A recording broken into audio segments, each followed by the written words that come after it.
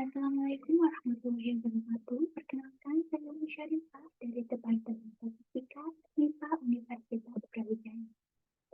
Jadi di sini saya akan menjelaskan tentang prinsip komponen analisis atau analisis komponen utama menggunakan software R.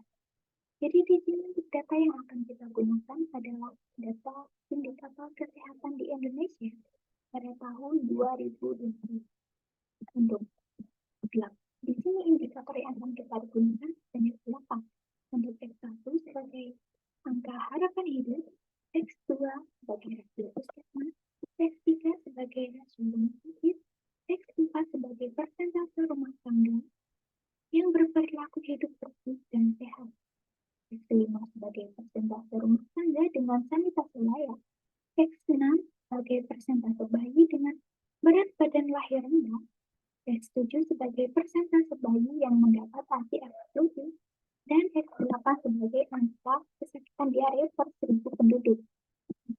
Berikut adalah data dari ke-8 indikator kesehatan tersebut. Jadi di sini ada Provinsi Aceh, Provinsi Sumatera Utara, hingga ke Provinsi Papua Barat dan Papua. Baik, langsung saja kita lanjut ke demonstrasi di software R. Baik. Untuk langkah pertama yang bisa kita gunakan yaitu kita lakukan import data yang akan kita gunakan atau yang akan kita analisis. Jadi di sini kita gunakan library Excel untuk membaca data Excel yang akan kita gunakan. Di sini saya akan simpan hasil import data tersebut dalam objek bernama data, yaitu kita gunakan fungsi read Excel, di mana untuk yang tulisan berwarna merah ini sebagai lokasi dari file yang akan kita import. Atau bisa juga kita lakukan untuk import data, yaitu menggunakan file import dataset, karena di sini yang akan kita gunakan adalah data Excel, jadi kita pilih from Excel. Baik, selanjutnya di sini kita lakukan browse atau kita cari lokasi file Excel yang akan kita import. Baik, setelah itu nanti akan muncul data preview atau tampilan dari data yang akan kita import tersebut. Nah, ini adalah tampilannya. Jadi untuk kolom pertama ada provinsi, kolom kedua ada X1, kolom ketiga X2 hingga kolom ke-9 yaitu untuk X8. Selanjutnya kita import.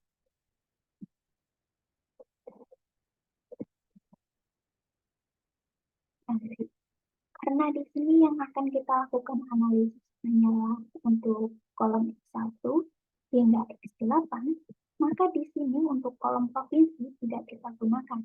Karena itu, pada sintaks di sini kita gunakan min1, di mana ini mengindikasikan bahwa untuk kolom provinsi itu kita hilangkan.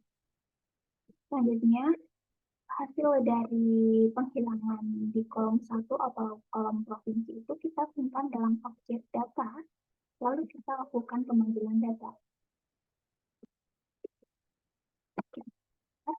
Dan ini adalah tampilan dari data yang untuk kolom provinsi sudah kita hilangkan. Selanjutnya, yaitu kita lakukan standarisasi data. Di sini kita gunakan fungsi scale dengan X sama dengan data yang akan kita standarisasi. Di sini akan kita simpan dalam objek bernama data_std. Lalu kita lakukan pemanggilannya, dan kita run akan menghasilkan sebagai berikut. Nah, jadi di sini adalah output dari hasil standarisasi data untuk X1, X2 hingga X8 seperti yang tampil di layar. Oke, selanjutnya setelah kita lakukan standarisasi data, selanjutnya kita cari matriks peragam-peragamnya. Di sini kita gunakan fungsi copy untuk data yang kita gunakan, yaitu data yang sudah kita standarisasi.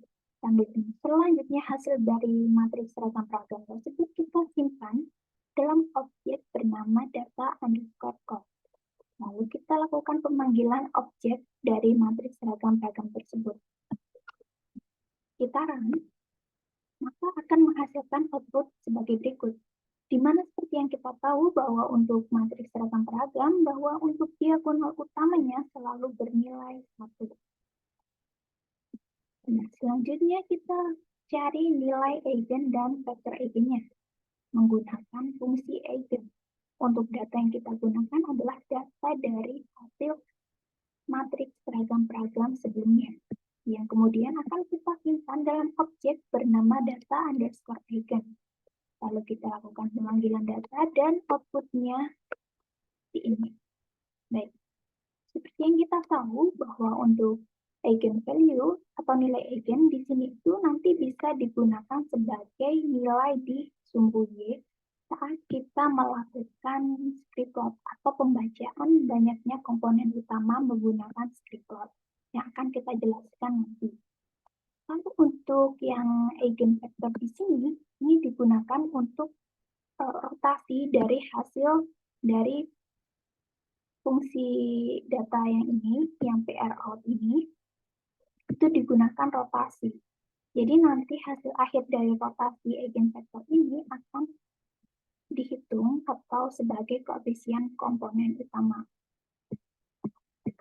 Lalu langsung kita menggunakan fungsi komponen utama. Jadi di sini kita gunakan fungsi PRCOM, di mana untuk X adalah data, yaitu data yang ini, dengan center adalah true dan scale adalah true. Lalu untuk objek hasil dari PRCOM itu kita simpan dalam objek bernama PR.out. Kita run, maka akan menghasilkan ini. Lalu di sini kita lakukan summary dari hasil PR.out tadi yang digunakan untuk menentukan banyaknya komponen utama. Nah, dari sini bisa dilihat bahwa kita bisa menyimpulkan ada berapa banyaknya komponen utama dari cumulative proportion, di mana yang kita lihat adalah nilai cumulative proportion yang lebih dari 80%. Di sini yang memiliki nilai lebih dari 80% adalah di PC5, PC6, PC7, hingga PC8.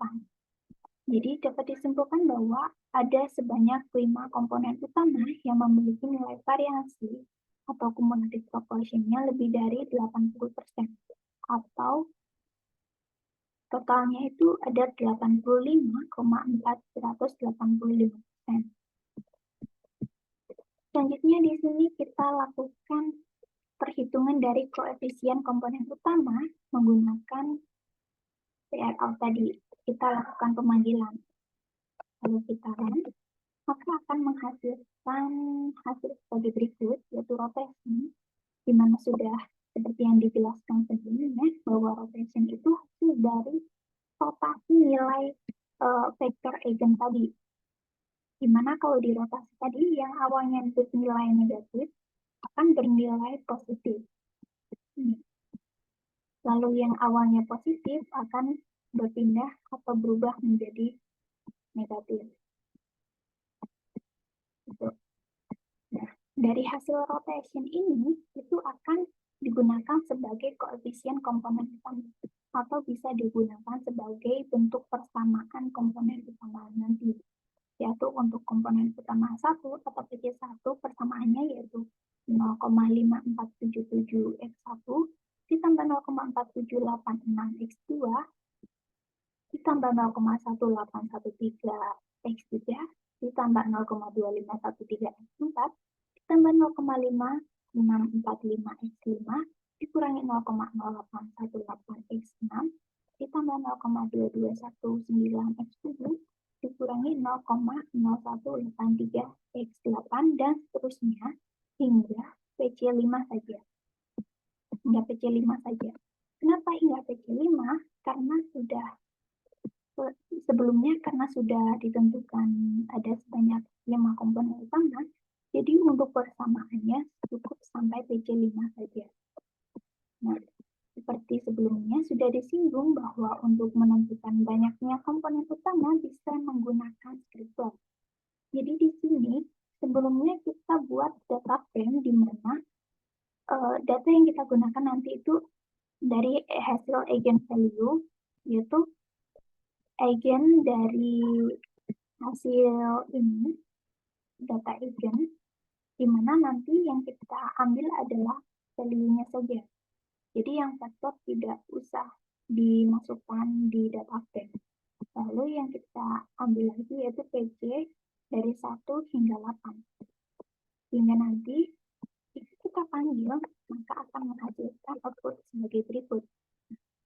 Karena tadi sudah didefinisikan bahwa yang akan kita gunakan di screen datanya itu yaitu eigenvalue dan PC saja, maka outputnya akan seperti ini. Seperti yang sudah dijelaskan sebelumnya, bahwa nilai eigen yang sebelumnya sudah didefinisikan tadi itu bisa digunakan sebagai sembunyi untuk di script tadi. Nah ini. Jadi itu nanti digunakan sebagai sembunyinya. Lalu kita gunakan fungsi plot untuk membuat script plot dari script data yang sudah kita definisikan sebelumnya, dengan X adalah script data $PC, yaitu sebagai PC ini, PC 1234567 itu berada di sumbu X, dan Y didefinisikan sebagai script data $eigen_value, atau di sumbu Y itu isinya sebagai eigenvalue dengan tipe yang digunakan yaitu tipe B, dan Xlab kita kasih nama komponen utama ke. Kalau untuk yang Glab kita kasih nama variance nilai eigen. Sedangkan untuk main atau judul dari script plot yaitu kita gunakan script plot.